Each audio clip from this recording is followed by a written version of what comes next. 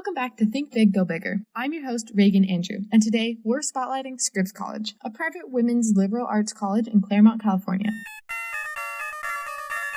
Founded in 1926, Scripps is part of the Claremont College's consortium and is known for its commitment to women's leadership, critical inquiry, and a close-knit community. Today, I'm joined by the admissions counselor at Scripps. Would you like to introduce yourself and the school you're representing? Of course.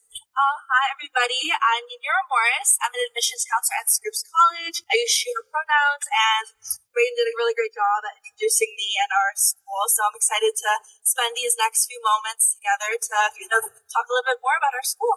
So, Scripps is part of the Claremont Colleges, which is a consortium. Could you explain how that consortium works and what advantages it gives to your students?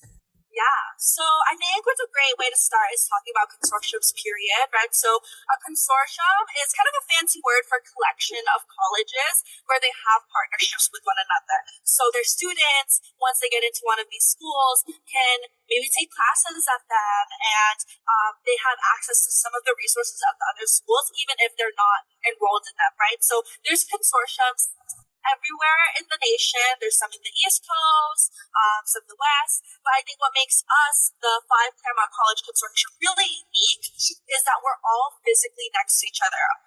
So it's not like we're a bus ride away, right? Or we would have to, drive or take public transportation to the other schools. We are literally right next to each other. So Scripps is next to 4 other co-ed liberal arts colleges, and we're all within 1 square mile of one another. Literally, you cross the street and you're at the next school. And so what's really great about our consortium is that it was brought about at a time where there wasn't a lot of liberal arts colleges in the West Coast. So Pomona College came on in the early 1900s, and they wanted to bring liberal arts to the West Coast, right? This idea of small classroom sizes and discussion-based learning, really fueling the love of learning through flexible curriculum. And then there was a lot of pressure for the college to expand. And so instead of becoming a bigger university and kind of losing that mission, they decided to kind of partner with 4 other schools, and they built 4 more schools right next to it, so that we can all keep the same small class sizes and all of the things that we love about liberal arts. So Scripps College came next in the 1920s, 1926, and so we are like the women's college because we came from like the suffragist movement, right? But right next door is Harvey Mudd that came from the space race, right? But once you get into one of our schools, even though we're so different, you can take classes at any of the schools. All the clubs are shared. We have over 300 clubs that are shared amongst the consortium. We have all the dining halls are shared. Everything is shared except housing. It's kind of like if you've ever watched Harry Potter, kind of like Hogwarts houses, where it's where you end and start your day, but throughout the day, maybe you're eating, take classes, hanging out with people from the different schools. So I love consortiums because they kind of feel like the best of both worlds, right? Especially because Scripps is a women's college. It's a really great option for students who want both a co-ed experience and a tight-knit women's college community. So you have your 1,100 student body at Scripps. It's a women's college, right? But you have the benefits of a co-ed experience and the resources, classes, clubs of 5 schools. So that's a little spiel about Scripps. I think that really encases it super well. You kind of are talking about how Scripps is a women's college. Do you want to go a little deeper into that and how that shapes the classroom conversations and like leadership opportunities and just campus culture overall? Yes. So we're a really big fan of women's colleges. So what and how we define women's colleges at Scripps, anyone who identifies as a woman today or was assigned women at birth are able to apply. So that includes non-binary, transgender students. It's a very inclusive term of what we mean by a women college. But I think something I'd like to think about in the benefits of it is, first off, right, that education experience. I think sometimes people are surprised to know that it's not a fully women faculty that teach our classes, right? About 2/3 of our faculty are women, but the other 1/3 are male identifying or non-binary. But it's interesting to think about the fact that all these professors are coming into Scripps wanting to teach at a women's college, right? And also want to note that our consortium and our school is fully undergraduate, right? So these professors really want to teach undergrad students. No TA is ever teaching a class. So it's really a very one-on-one experience, a very like tight-knit experience with a professor, and you really get to know them one-on-one. But at Scripps, we really train our professors to have a curriculum that includes many different perspectives, right? Especially because, again, we came at a time where it was, not common for women to have education and to be those thinkers and authors. So we really want to incorporate them in our curriculum. And also, they're really trained on navigating the classroom spaces, right? So all of our classes, our average class size is about 16 students, faculty to student ratio is 10 to 1. But we really want to cultivate a classroom experience that feels very inclusive, right? So they're trained to understand how to call students in, call different perspectives, and kind of teach students to do that within themselves as well.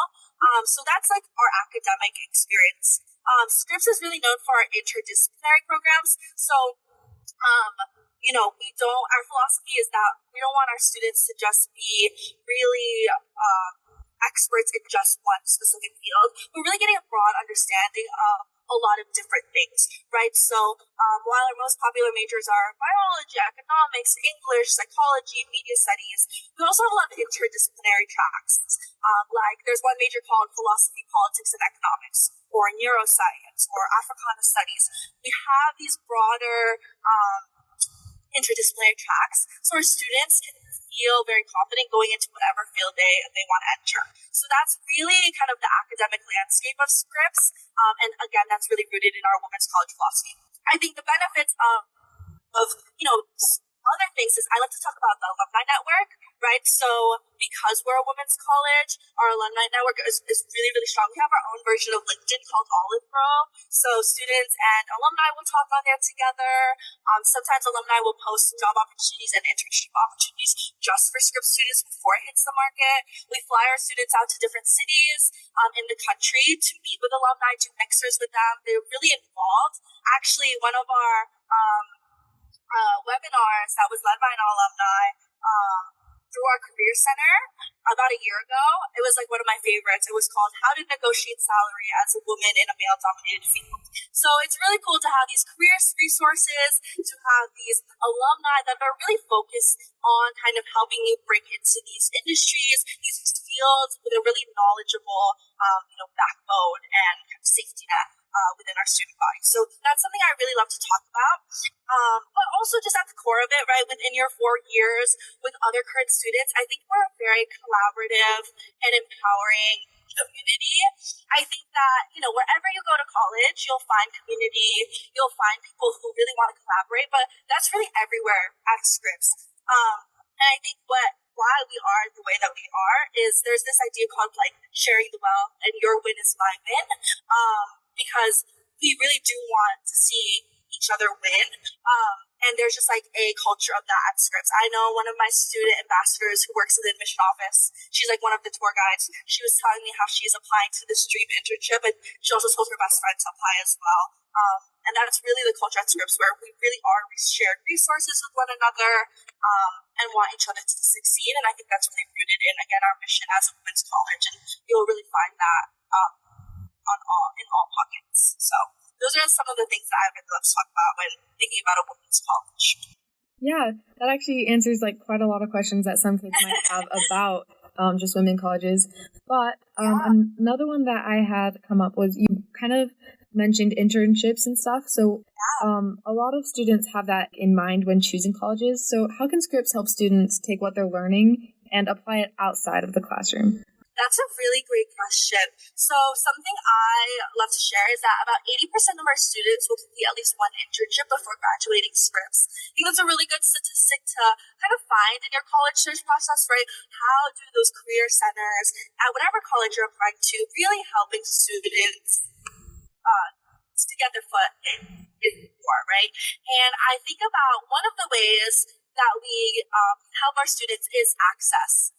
Specifically financial, right? So when you think about sometimes internships can be unpaid, underpaid, right? Like maybe you want to spend a summer in New York City working at a museum, but they're only paying you, not as much as you would hope to kind of like live there for a summer or feel like you can sustain yourself. I think a lot of students, when they are presented an unpaid or underpaid internship, will turn it down because they can't afford to sustain that, right? And we don't want, here at Scripps, we don't want that to be a barrier for you, right? Because, that's also very contingent, right, on your own personal funds. So in order to break that barrier, we fund our students' internships that are unpaid or underpaid up to $4,000 a summer. All you have to do is apply, make sure that it's like a credible full-time internship and it meets the requirements of our college. But once you apply, you'll be granted a $4,000 stipend or up to a $4,000 stipend, and you can use that all 3 summers while you're here at Scripps if they do meet that criteria of unpaid or underpaid. And so that is a way that we really support our students in doing whatever work they want to. Like, for example, I know I wanted to do humanities and I wanted to do this internship that was like very arts focused in undergrad, and I knew that a lot of them were unpaid. And so I was really grateful for a program like that to exist, right? So where I can have that experience, I feel very, I feel supported in that way. And then that next year, once I'm in my sophomore summer or my junior summer, I've had that experience that I was able to undertake to get more opportunities. So that is a kind of a way that our career services helps. There's also a lot of great, people in our career office. It's called the CP&R office, our Career Planning and Resources Office.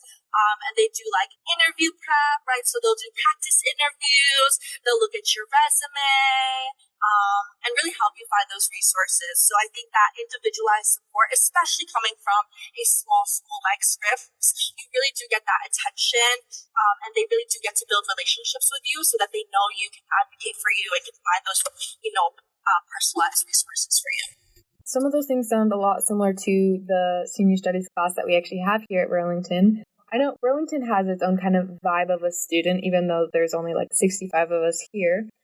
So does Scripps kind of have the same thing where like not all your students are the same, but they all have like there's something that makes a Scripps student? That's a good question. So I actually do read applications. I'm so excited. I'm about in 2 months from now, I'm going to be, knee deep in a lot of applications, and I'm so excited to build out the next class of Scripps students. And I think what I love about our process is that there are so many different types of students that will work well for Scripps College, right? Like, there's people with such different interests, and we look for that, right? We don't want just well-rounded people, but we want a well-rounded class of very, different perspectives and different interests, because that's what makes a class really exciting, right? But I think that what binds Scripps students together, I say there are a few things. Number one is the love of learning, right? We're a liberal arts college. So a liberal arts college, the curriculum is a little bit more flexible so that you're able to really figure out what you like, what you don't like. We don't let you declare a major until your sophomore spring. So you're able to really experiment, take different classes. While we do have general requirements, they're more like topics of classes, so there's a lot of ways to fulfill them. So the people in your classes aren't like forced to be there. They really do want to learn the topic that you're in there learning too. And it really just fosters this love of learning and curiosity. So those are things that we look for, right? Is a student that wants to learn, is eager to learn, even if it's about so many different things, right? So that's one thing. Another thing is that because we're a women's college, we do want a student that is community-oriented or really wants to empower others, right? And that can be in a lot of different ways, right? Maybe you're a traditional, you're a leader of a club that is really focused on empowering women, or it's, just like a community organized events that you put on, right? So those are like traditional ways. But maybe you're empowering in another sense. Maybe in your letter of recommendation, your teacher talks about how you call students into conversations. And while you might not be the loudest in the room, you really are thoughtful in your responses. To me, that's also a really good fit for Scripps, right? And there's a lot of ways that you can show leadership, that you can show service, integrity, creativity. Those are 4 things that we look for in a student. You don't have to have all of those 4 things, right? Creativity, integrity, leadership, and service. But we do hope that you have a few or a really strong one to determine that community fit for Scripps. That sounds like a very empowering community to be around for Burlington girls specifically. And I just have one last question for you. This podcast is called Think Big, Go Bigger to encourage students to see beyond their hometown. If you could share one piece of advice with Burlington students about considering a place like Scripps, what would it be? I think my piece of advice is really just sitting down with yourself and thinking about, what are you looking for in the next 4 years? Not just in a place, but for yourself, right? What do you hope to grow into? Who do you hope to be? Obviously, that is such a big task. We as admission officers have been in your shoes, and we know how daunting it can be to put your whole life, these past 4 years in high school onto paper. This is probably the first time that you've had to talk about yourself so much, right? But really, I think that this college application process can be a really fun exercise. This is, honestly, my essay is still my personal essay for the Common App is still my favorite essay to date because it was my first time ever having to sit down with myself and thinking about who am I and why did I do the things I did, right? You might think that the things you do are regular or normal because a lot of other people are doing it or it's what you've known your whole life. But to me, as the reader, as the person that's reading your application on the other side, it's my first time knowing anything about you, maybe your hometown, right? Especially if it's small. So it's really new for me. And so really sitting in and advocating for yourself, knowing that your experience is so unique and also that the things that you want from college are also so unique. So being able to articulate that, being specific and putting that on paper, not only helps me get to know you, but for you to get to know yourself. As much as it is me choosing or us choosing you, right? We talk a lot about acceptances and are these colleges going to accept me? But is it also, are you going to choose us? Do you want to come to our school?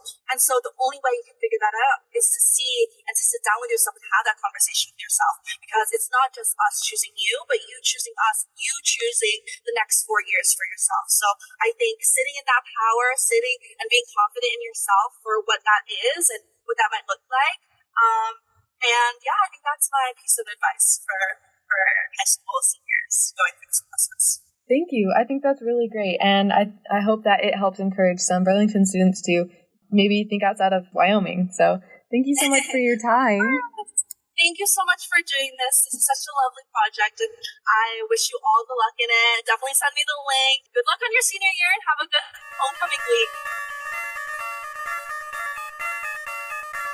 Some fast facts about Scripps College.